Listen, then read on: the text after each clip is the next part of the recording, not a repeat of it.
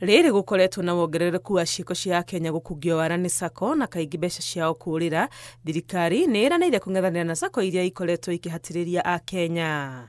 Akĩaria hĩndĩ ya kũhingũra rũhonge rwerũ rwa SACCO ya Unaitas taũni-inĩ ya Kagio, kaũntĩ-inĩ ya Kirinyaga, komishona wa rũhonge rwa thothaitĩ bũrũri-inĩ David Ombonyo augĩte nĩ merutĩire kũng'ethanĩra na SACCO iria ikoretwo igĩkungia wara Akenya na nĩ megũkorwo magĩtacũkĩrio makinya kĩwatho. We are trying to strengthen the SACCO Society Regulatory Authority to ensure that there is compliance in terms of SACCOs, ensuring that they are able to undertake regular inspections, to ensure that most SACCOs are able to maintain the required prudential standards in terms of ratios, so that to ensure that members' money they are safe and secure. And I want to mention that if whenever we find any SACCO that has tried to misapply members' funds, first thing we do, we are conduct an inquiry whereby we remove the board from office and ensure that we try to surcharge the officers involved. But this is in a very minimal level because majority of our SACCOs they are doing well. Igũrũ rĩa watho ũrĩa wĩrĩga kũrutwo nĩ rũhonge rũrũ wa kũnyitithania SACCO iria itakinyĩtie mbeca iria ciendekanaga, Ombonyo augĩte nĩ ũrarutithio wĩra nĩguo kũgitĩra mbeca cia mũingĩ. We have some small SACCOs that are coming up which may not be viable, that may not be able to compete and be able to offer services to the members. Especially for a SACCO to perform well, it must have a robust ICT system.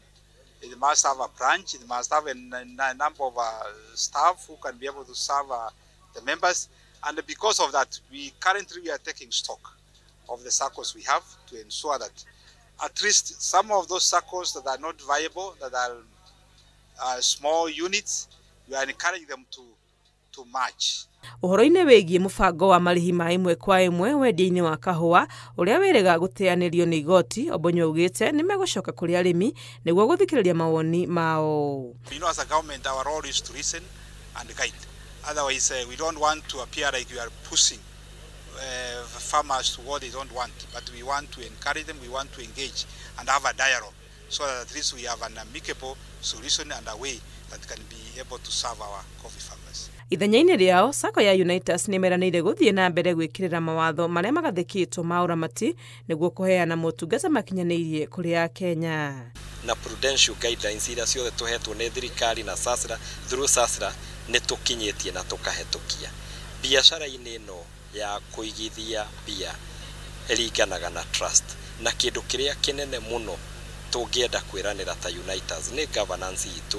Unaitas nĩ ĩmwe ya SACCO iria ikoretwo igĩka wega na ihotete gũkũra na gũtambia motungata mao kũndũ gũtiganĩte bũrũri-inĩ. Rũhonge rũrũ mahingũrĩte gũkũ Kagio rũrĩ rwa 34. Ngĩribotera Inooro TV, rĩtwa rĩakwa nĩ Wangui wa Mwangi.